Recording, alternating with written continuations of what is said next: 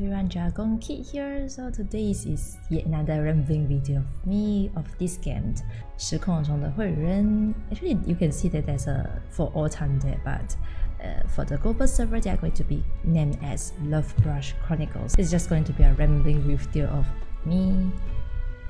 I started playing the game last year and it's almost a year already of me playing, and I'm a F2P, free to play. So I just want to kind of like share what's been going on in my games. I didn't start playing the games when it first released in the Chinese server, so I also not sure if this is going to be a good reference. Anyway, let's just delve into the game. I like the game because of its the character roots thing is quite similar to all those Japanese otome games that you play where you have different characters roots. So with the mobile otome titles, they have one main plot, and in each chapter you have to be added with the different love interests, right? Because to be fair, but the story seems a bit disjointed here and there. Yeah, so sometimes I'm in a very dire situations with the love interest. But when the next chapter comes in, I just start anew in my house or something like that. Then yeah, just like two sentences mention, or the love interest is okay, or he disappears, something like that. Then I feel like, huh? So that's why the closure a bit awkward for me. So that's why I'm quite puzzled. It's still quite a good story. Just feel like a bit oh okay, he's fine, that's cool. So but I cannot see him already because this chapter belongs to the next love interest. This game have a very different format. It has a different character roots. Let's start with my profile first. Yeah, you can click on the student pass on the bottom left here. Yeah, it shows that I start playing the game since last year November, and yeah, I mentioned I'm a free to play, right? But I do spend a bit on the games now. What did I spend on? I didn't spend on the jobs. I spent on some not important thing. Yeah, this thing. This is a special invitation or special outing. It's basically live 2D interaction scenes with the love interest. So far, they already released for 3 characters, and you can see there's only one here because I didn't buy his. I buy the other 2. This one is 1 to 8 yuan now. During the event period, or when it first released, it's going to be sold at 78 yuan. And because I bought 2 of them, so 782 is 156. And in this game, your spending points is being calculated in the multipliers of 10. So overall, I spent 1560. As you can see here, totally 1560. Yeah. So that's all I've been spending. I didn't spend on the gems. I didn't open out this very attractive monthly pass. I never buy any of the gift pack, no matter for the newbie one or all those 1 yuan very special discounting. Never.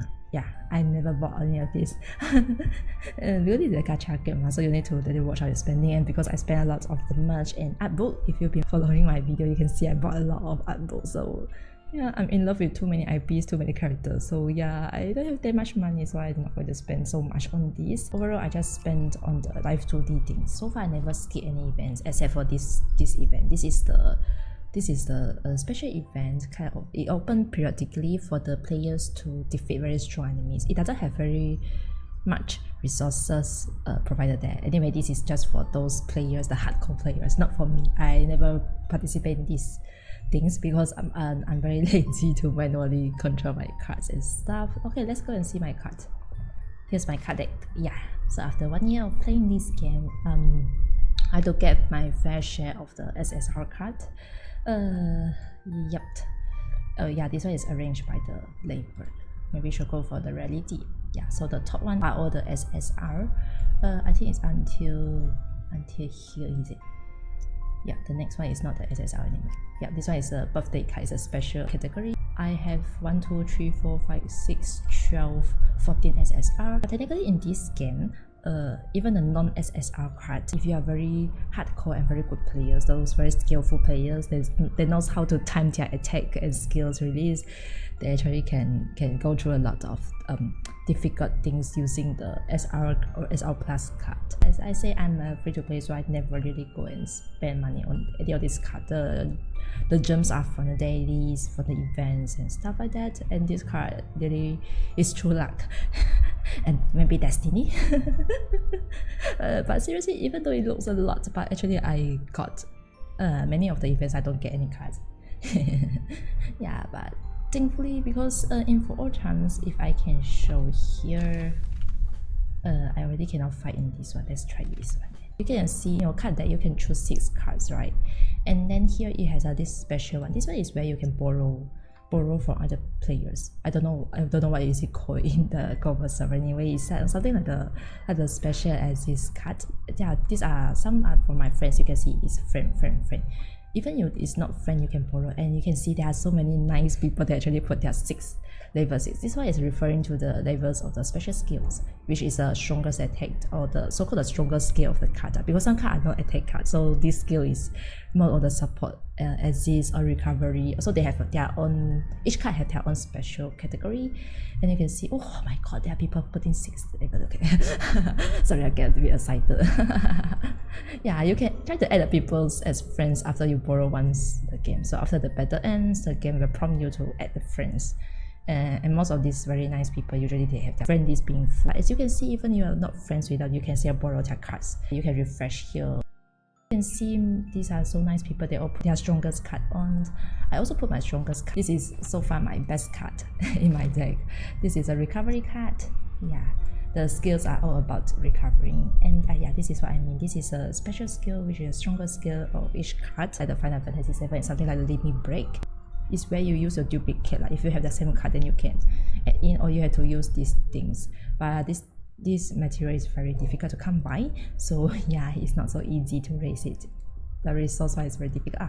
And you can see here, each card has 2 small skills. So these 2 small skills, they have their own CD, the harmony rounds here, and their description. So each card has a very different skill set. And some very hardcore and extremely good players, they know how to time all their skills to make sure the whole deck works together. Because in the battle, I think in my previous video I showed each time we can have 3 cards. Totally our deck has 6 cards, and there are some players that are very good at it. They can really so-called time all the small skills and the special skills. I really think they are very professional in the card battles. One thing I really feel very amazed is that basically they have their own, you can say something like that, their strength and weakness kind of things, and there are some players that are very good at how to match them and how to use different cards to compensate for another card's weakness, something like that. Anyway, these are very hardcore things, and it's really something I like about the community of this game, because it has some seriously in-game discussion, especially now we have with this event, right? So everyone is discussing what card you can use, and if you don't have this card, then what card you can use to build out a deck that can defeat that particular enemy. So even though I don't do these hardcore difficulties events here, but yeah, there are many players discussing about this, like for different boss, what kind of strategy you can use. But it's very nice. It's very nice to see that in the otome game discussion, the forum, everybody is discussing that what kind I should use, what strategy I can pull off if I don't own these special cards, what kind of things I can use. And there are some players that like challenge. They will go and especially choose some very so-called very weaker card and try to find ways to form a strategy against a strong enemy, and it's very cool. I like that. Instead of every day talking about all the popularity of the love interest and stuff like that, they actually have some discussion over the card battle. So that's also part of the games that I enjoy a lot. In fact, there's a walkthrough group, and every time they have a new cards, right? Because each of the card they have sometimes like a percentage thing. They actually test it. Sometimes they will feedback to the game developer about the percentage, your statistics doesn't work as what is mentioned here. And then yes, in the next update, the game, the developer, the teams will actually update it. Yeah, I just feel they are very amazing people, because for me, I don't really go and see all this. There are all these amazing small story of the games. I try to only show the modern world, or the one with the AU, the alternate universe. That is not the parallel world, which is the main story of the games. But just now I think kind of a bit spoiler, but as long as I don't mention it, it's not a spoiler then. So that's probably all for my rambling today. Here is a main plot. This one is either one. Oh, okay, this one is the second one. Let's go back to the Godham then. Yeah, this will be the first world that everyone will be going in. First alternate world that we visited, and where we awaken our powers to travel around the world. As you can see, these are all the character routes, which I really enjoy it. Basically, it has a character route thing. I feel it's okay to show. The next world is the Eden world. Yeah, you can see each character have their own route, and you get to sort of like going through the things and the stories, and it has its closure for each route. You have some sort of the closure. I just say it's closure with each character, which I feel is quite interesting. And yeah, the story seems to come towards finally something, so you have some resolution there. So the story after that, you've been in some adventure with the characters, then you face some things, then you have the resolution, so you kind of having a closure. Of course, after each world, usually I will just sort of like having to take a break from the game for like 2-3 days just to digest all the emotions and stuff like that. Yeah, so overall it's just my own thing, and I enjoy the games a lot. I think that's all for my video here. And yeah, for the players that they participate in the testing, they probably knows better the games. Yeah, I just like playing with the cats. That's and how you enjoy it. Like, anyway, this game it's just a gacha game. Okay, it's just a game. Okay, so don't need to think too hard about it. And really, if you were to spend money on this, please do always spend within your ability, and well, enjoy the game and adventures in the different worlds. That's all for this video.